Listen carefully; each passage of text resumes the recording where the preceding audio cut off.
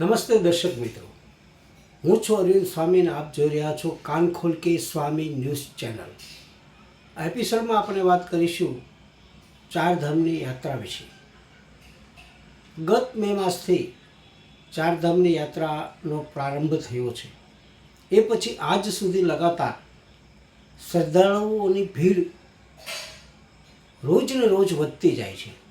પરંતુ છેલ્લા 10 દિવસથી પરિસ્થિતિ એવી ખરાબ થઈ છે કે ચારધામ યાત્રાના માર્ગ ઉપર ભૂસ્ખલનની ઘટનાઓ ખૂબ જ વધતી જાય છે. અને એના લીધે જે શ્રદ્ધાળુઓ ત્યાં ગયા છે એને પણ ઘણી બધી મુશ્કેલીઓનો સામનો કરવો પડ્યો છે. છેલ્લા 5 વર્ષનો તમે રેકોર્ડ કાઢો તો આ વર્ષે ભૂસ્ખલનની ભેખડ ધસી પડવાની સૌથી વધુ ઘટનાઓ એ આ જૂન મહિનામાં અને જુલાઈ માસમાં બનતી જાય છે. પર્વતો જે છે એ પર્વતો ઉપરથી મોટા મોટા પથરાઓ, તમે કલ્પના ન કરો એવડી મોટી સાઈઝના પથરાઓ છે એ વરસાદી વાતાવરણની વચ્ચે એ પર્વત ઉપરથી નીચે ગબડે છે અને આખો રસ્તો છે એ બંધ થઈ જાય છે. 2-3 દિવસ તો ચારધામની યાત્રાનો માર્ગ પણ બધી જગ્યાએ અટકાવી દેવો પડ્યો હતો. રસ્તો બંધ હતો અને ધીમે ધીમે પ્રશાસન છે એ રસ્તો ખુલ્લો કરતો જાય છે. પરંતુ આ વખતે આ ઘટનામાં કોણ જાણે કેમ પણ ખૂબ વધારો થયો છે. દર વર્ષે ભૂસ્ખલનની ઘટનાઓ બનતી હોય છે, પરંતુ એટલી બધી નથી બનતી જેટલી આ વખતે જૂન મહિનામાં બની અને જેટલી આ વખતે જુલાઈ મહિનામાં બને છે. જે લોકો ચારધામ યાત્રાએ ગયા છે એ લોકો પણ અત્યારે જ્યાં જે સ્થિતિમાં છે ત્યાં સ્થિતિમાં એમને રોકી દેવામાં આવ્યા છે. કારણ કે વરસાદ પણ ત્યાં સતત છે અને બીજી કોઈ ત્યાં ધસારો વધે, માનો કે એક જ સ્થળ ઉપર, કોઈ પણ એક સ્થળ ઉપર, તો પરિસ્થિતિ એવી થાય કે ત્યાં પછી એક બહુ મર્યાદા હોય છે શ્રદ્ધાળુઓને રાખવાની. એનાથી બમણા કે તમણા 3 ગણા થઈ જાય તો પરિસ્થિતિ એવી થાય કે જે લોકો ત્યાં ગયા છે એને સૌથી વધુ પરેશાનીનો સામનો કરવો પડે. એવું ન થાય એટલા માટે ગવર્મેન્ટે અને ઉત્તરાખંડની સરકારે અત્યારે જ્યાં લોકો જે સ્થિતિમાં છે એ સ્થિતિમાં એને ત્યાં રોકાઈ જવા માટેનો એને એક આદેશ પણ આપ્યો છે અને એક સૂચન પણ એમણે કર્યું છે. પ્રશાસન ત્યાં ખડે પગે છે. ઉત્તરાખંડની ચારધામ યાત્રા જે છે એ દર વર્ષે હંમેશા કઠિન બનતી જાય છે, દર વર્ષે.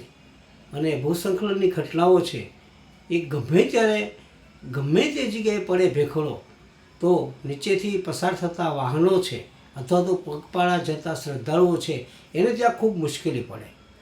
અને આ વખતે પણ યમનોત્રી, ગંગોત્રી, કેદારનાથ અને બદ્રીનાથ આ બધી જ જગ્યાએ એટલા બધા માર્ગો બંધ થયા છે અથવા અડચણરૂપ બન્યા છે કે પ્રશાસન પણ યુદ્ધના ધોરણે માર્ગ ખુલ્લા કરવાની કામગીરી એને ચાલુ કરી દીધી છે.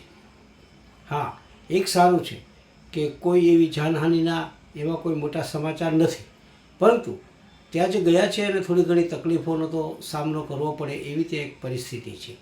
એક બીજી વસ્તુ, અમરનાથ યાત્રા પણ ગઈકાલથી શરૂ કરવામાં આવી છે. એ પણ બહુ અઘરું છે. આપણે તો એવું છે કે ચોમાસામાં જ આ બધા યાત્રાઓ શરૂ થતી હોય છે, ચોમાસામાં જ એનો પ્રારંભ થતો હોય છે. માનો કે મે મહિનામાં બદ્રીનાથ, કેદારનાથના કબાટ ખુલે, પરંતુ મે મહિનામાં આપણે અહીંયા ગરમી હોય છે, પરંતુ ત્યાં ઉપરનું જે વાતાવરણ છે એ તો ખૂબ તોફાની હોય છે. ત્યાં વરસાદ પણ હોય છે, ઠંડી પણ હોય છે, બરફ પણ પડતો હોય છે, રસ્તાઓ પણ ભેખડ ધસી પડવાના કારણે બંધ થતા હોય છે. નદીઓ બધી વરસાદને લીધે ઉત્તરાખંડની બધી જ નદીઓ છે એમાં અત્યારે ઘોડાપૂરની પરિસ્થિતિ છે. અને કેટલીક જગ્યાએ, ખાસ કરીને હિમાચલ પ્રદેશમાં તો એમ કહો કે લોકોના ઘર છે ને આખા ઘર છે પૂરમાં તણાઈ ગયા.